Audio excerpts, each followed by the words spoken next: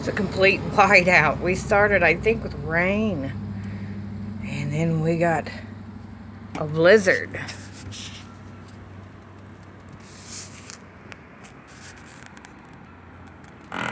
I can't even see Casey's. There's a, you see this little white house right there. There's a road there. Then there's another house, an open lot in Casey's. It's just a block away, so that shows you how bad the visibility is. We've gotten at least